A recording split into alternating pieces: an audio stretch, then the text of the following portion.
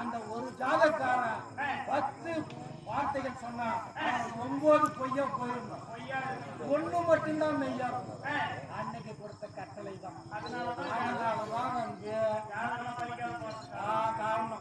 7 பொருத்தங்க இந்த பொண்ணுக்கு பையன் கல்யாணம் பண்ணிடலாமா, அது முக்கியமான பொருத்தம் இருந்தா மட்டும்தான் பழிக்கும்.